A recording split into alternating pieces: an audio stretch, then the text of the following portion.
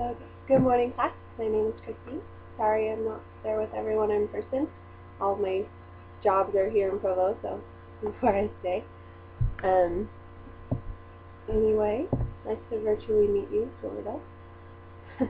My poems for this week for the poems from the 300 Poems of the Tang, or the Tang. And I apologize for all the Chinese that I'm probably going to slaughter any time that it's in here. It's been 3 years since I spoke any Chinese at all. it's sad. So the first one is by Li Bai, I think. It's Down Zongnan Mountain to the Kind Pillow and Bowl of Blue Tea. Down the Blue Mountain in the evening, moonlight was my homeward escort. Looking back, I saw my path lie in levels of deep shadow. I was passing the farmhouse of a friend when his children called from a gate of thorns and led me twining through jade bamboos where green vines caught and held my clothes. And I was glad of a chance to rest and glad of a chance to drink with my friends. We sang to the tune of the wind and the pines, and we finished our songs as the stars went down, when, I being drunk and my friend more than happy, between us we forgot the world. Okay, so the poem doesn't necessarily begin with a shame, which would paint a picture used to set the mood but wouldn't necessarily relate to the rest of the poem. However, the picture painted at the beginning of this poem is a masterful use of imagery, and he combines it with symbolism and, I saw, a bit of allegory, which is defined as figurative treatment of one subject under the guise of another. The imagery of a man trekking home in the moonlight on the side of a blue mountain with a shadowy path behind him is beautiful imagery, and it does set a mood in the same manner as a shing would. It makes one kind of feel quiet, contemplative, maybe a bit tense or lonely. The symbolism of going down a mountain might indicate that the trials of climbing the mountain are ending, and the fact that it is night might also kind of lend the idea that it's the end of a journey or the evening of a life. The path behind the speaker is lying in shadow, so that could indicate that he's come through many trials or dark times in his life. And that kind of leads to the allegory that I thought was there with of the mountain and the path, and the description of the trip down it being used to indicate the end of a long, arduous, and perhaps troublesome life or experience. The poem continues with the man coming upon the farmhouse of a friend. Children are used to call the narrator from a gate of thorns, also suggesting trouble or trial, and the children lead him through jade bamboos with green vines that he describes as literally catching and holding him. Because of the significance of children in Chinese culture, and really children are used symbolically this way in a lot of literature, and especially in poetry throughout many cultures, we can be pretty sure that the children symbolize happiness, peace, prosperity, and probably innocence as well, which would be a welcome relief to someone who's been traveling through a dark and difficult road alone. The beauty of the place caught and held him, and the diction he uses would indicate that he has no desire for them to cease holding him.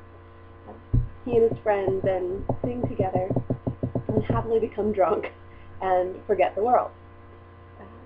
They're in a place of beauty, surrounded by prosperity and posterity, and most importantly, I think, friendship. The man is able to find connection and forget the sorrows and troubles of his journey and his experience of the world. And in this, I feel, lies the meaning of the poem. The author says, here is rest, here is beauty. It lies in friendship, posterity, and prosperity. So the second poem I chose, and sorry, I obviously can't take questions or anything, I wish I could, but it was one by Dufu. And first of all, can I say that nearly every one of his poems that I read made me want to cry, and a few of them actually did make me cry. So I hope there's some other emotional people out there who kind of felt this way. He captured sorrow very well and kind of ripped it out of you. But the one that I chose was On a Moonlight Night, and I'm realizing now that both of the ones I chose have to do with moonlight and night, which is interesting. But it starts far off in Bijou. She was watching the moonlight, watching it alone from the window of her chamber, for our boy and girl, poor little babes, are too young to know where the capital is. Her cloudy hair is sweet with mist, her jade-white shoulder is cold in the moon. When shall we lie again, with no more tears, watching this bright light on our screen? This poem also does not begin with a shing, but again it does begin to relay its message with the use of imagery. A woman at the window of her chamber staring out into the night lit by the moon. The image creates kind of a feeling of longing and maybe loneliness or sorrow. And then I feel like the reader's kind of given a little jolt as the deeper definition of the situation comes with the next line, which define the woman as clearly belonging to the man narrating the poem when he says, our boy and girl, poor little babes, and says they are too young to know where the capital is. The indication is, of course, that he himself is at the capital, perhaps not necessarily by choice, and that it is neither where they would have him be nor where he would choose to be. The narrator goes on, furthering his use of imagery to paint the woman he's clearly longing for.